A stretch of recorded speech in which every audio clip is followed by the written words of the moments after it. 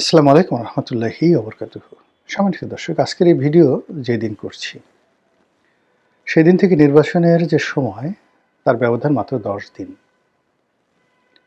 তো এই 10 দিন আগে অতীতের যে অভিজ্ঞতা, নির্বাচনের যে অভিজ্ঞতা, সেই নির্বাচনের অভিজ্ঞতায় আমরা শতভাগ নিশ্চিত হয়ে থাকি যে সুনির্দিষ্ট দিনে নির্বাচন হচ্ছে। ১। ২ নম্বর হলো যে অতীতের সবগুলো নির্বাচন কেবলমাত্র ২০০০ সেই ১৪ সনের যে নির্বাচন, সেই নির্বাচনের একেবারে ফল যেদিন প্রকাশিত হলো, সেদিন পর্যন্ত পুরো দেশ জাতি আশঙ্কা করেছিল যে নির্বাচন হবে না। তারপর পুরো দেশ জাতি আশঙ্কা করেছিল যে নির্বাচন হলেও সেই নির্বাচন টিকবে না। ২০১৪ সনে আরেকটা নির্বাচন অতি সত্বর হচ্ছে। কিন্তু বাস্তবে দেখা গেল যে সেই বিনা ভোটে নির্বাচন, বিনা প্রতিদ্বন্দ্বিতার নির্বাচন, সেই নির্বাচনটি টিকে গেল ৫টি বছর। এবং নির্বাচিত সরকার হিসেবে আওয়ামী লীগের যে দাপট ছিল ২০০৯ থেকে ২০১৪ অবধি, সেই দাপট ২০১৪ পরে আরো বেড়ে গেল। মানে আমাদের দেশের একটা কি বাজে কথা আছে যে গাছের চাইতে মানে লতার দাপট বেশি, গাছের চাইতে পরগাছার ভাবসাব বেশি। তো জনগণের প্রত্যক্ষ ভোটে নির্বাচিত হয়ে ২০০৯ থেকে ২০১৪ অবধি আওয়ামী লীগ যে দাপটগুলো দেখিয়েছে, যে কর্তৃত্ব দেখিয়েছে, যে আত্মবিশ্বাস দেখিয়েছে, তার চেয়ে অনেক অনেক বেশি নেতিবাচক কর্মকাণ্ড তারা ২০১৪ থেকে ২০১৮ এই সময়টিতে করেছে। কোনো লাজ লজ্জা, মান অভিমান, কোনো ধরনের যাকে বলে দ্বিধা সংকোচ তাদের মধ্যে ছিল না। অ্যাজ ইট ইজ প্রথমে কয়েকদিন তারা চুপচাপ ছিল, প্রথম ৬ মাস। এবং নির্বাচনের সময় তাদের যারা সিনিয়র নেতৃবৃন্দ তারা বলার চেষ্টা করেছিল যে এই খুব অল্প সময়ের মধ্যে আমরা আরেকটা নির্বাচন দিয়ে সব দলের অংশগ্রহণ নিশ্চিত করব। স্বয়ং অর্থমন্ত্রী আবুল মাল আব্দুল মুহিত সাহেব এই কথাগুলো বলেছিলেন। কিন্তু পরবর্তীতে যখন দেখা গেল নির্বাচন হয়ে গেছে, অমনি সাবেক প্রধানমন্ত্রী গণভবনে বিশাল পিঠা পায়েস পুলির আয়োজন করলেন। তার অনুগত সাংবাদিক, সাহিত্যিক, নাট্যাভিনেতা, অভিনেত্রী, ব্যবসায়ী, আমলা কামলা সবাই সে উৎসবে অংশগ্রহণ করল।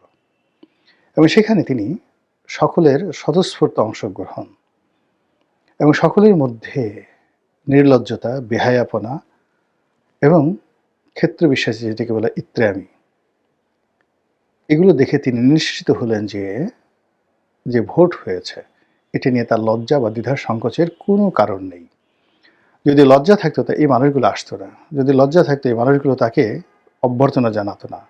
যদি ন্যূনতম বিবেক থাকতো, এর কারণ হলো ২০১৪ সনের নির্বাচনের পরে যারা আওয়ামী লীগ করতেন তখনও পর্যন্ত দালাল ফড়িয়া, সেটা আওয়ামী দালাল ফড়িয়া, যেটা ২০২৪ বা ২৩ সনে পোস্তে পোস্তে একটা গোবর হয়ে গিয়েছিল, সেই গোবরগুলো তখনও পর্যন্ত কিছু ঘ্রাণ অবশিষ্ট ছিল। তো সেই মানুষগুলো যখন যে নির্বাচন হয়নি, যে নির্বাচন একতরফা হয়েছে, যে নির্বাচন বিনা প্রতিদ্বন্দ্বিতা হয়েছে, সেই নির্বাচন অনেকটা ১৯৯৬ সালের ১৫ ফেব্রুয়ারি নির্বাচনের মতো। কাজেই ১৫ ফেব্রুয়ারি নির্বাচনের পরে যে পরিণতি হয়েছিল সেই পরিণতি হবে, এটাই স্বাভাবিক। কিন্তু সেটা না হয়ে যখন সবাই তাকে কংগ্রাচুলেশন করছিল, সারা দেশ স্টপ হয়েছিল, বিরোধী যারা প্রতিপক্ষ তারাও অনেকটা টাসকি খেয়ে গিয়েছিলেন, তখন শেখ হাসিনা বুঝেছিলেন যে না, আমার লজ্জা পাওয়ার কোনো দরকার নেই, আমি ৫ বছর নিশ্চিন্তে নির্ভাবনায় ক্ষমতায় থাকব।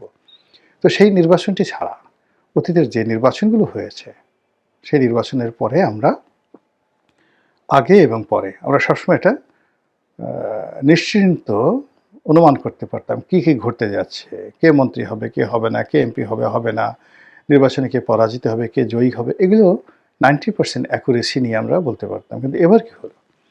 এবার আমাদের দেশের কোনো জ্ঞানী গুণী পণ্ডিত কেউ আমরা বলতে পারছি না যে ১২ই ফেব্রুয়ারি নির্বাচনটি শতভাগ নিশ্চিতভাবে হচ্ছে এবং এই নির্বাচনে যারা জনপ্রিয় তারাই নির্বাচিত হবেন, একথা কেউ বলতে পারছি না। যারা সবচেয়ে জনপ্রিয়, যারা নির্বাচিত হবেন বলা হয় ভবিষ্যৎ প্রধানমন্ত্রী, তারাও আশঙ্কা করছেন ইঞ্জিনিয়ারিং হতে পারে, ভোট ইঞ্জিনিয়ারিং হতে পারে। তারা আশঙ্কা করছেন ভোট চুরি হতে পারে।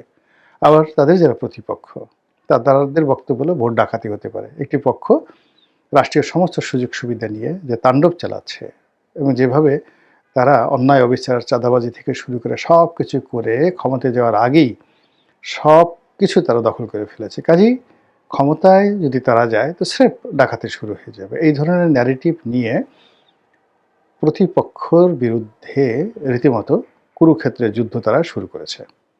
এই যুদ্ধের ফলাফল ভালো নয়। এই যুদ্ধের ফলে একে অপরকে মানে আক্রমণ করছেন, একজন আরেকজনকে অসম্মান করছেন, রাজনীতির ময়দানের ভারসাম্য নষ্ট হচ্ছে এবং রাজনীতিবিদদের সম্পর্কে মানুষের যে ইতিবাচক যে চিন্তা এবং চেতনা, সেই চিন্তা এবং চেতনা নষ্ট হয়ে যাচ্ছে। এই গেল রাজনৈতিক মাঠের কথা। অন্যদিকে এখন যারা ক্ষমতায় আছেন, বলা হয়ে থাকে বা অনুমান করা হয় যে মার্কিন ডিপ স্টেটের পলিসি অনুযায়ী তারা ক্ষমতায় এসেছেন। শেখ হাসিনাকে হটানো এবং ডক্টর মোহাম্মদ ইউনূসকে ক্ষমতায় বসানো, বিপ্লবীদেরকে প্রিভিলেজ দেওয়া, এই সব কিছু একটা ম্যাটিকুলাস ডিজাইনের অধীনে হয়েছে ভেরি সাকসেসফুলি। এই কথাগুলো স্বয়ং ডক্টর মোহাম্মদ ইউনূসের যে বক্তব্য আমেরিকাতে ক্লিন্টন ফাউন্ডেশনে, সেই বক্তব্যের মাধ্যমে ফুটে উঠেছে। তো যারা ম্যাটিকুলার ডিজাইন করেছেন, যারা ক্ষমতায় আছেন, যারা বসছেন, এখানে তো অনেক দেনা পাওনা আছে, অনেক হিসাব আছে, অনেক বিষয়বস্তু রয়েছে। তো সেই বিষয়বস্তুগুলোর একটিরও তো সুরাহা হয়নি গত 17 মাসে।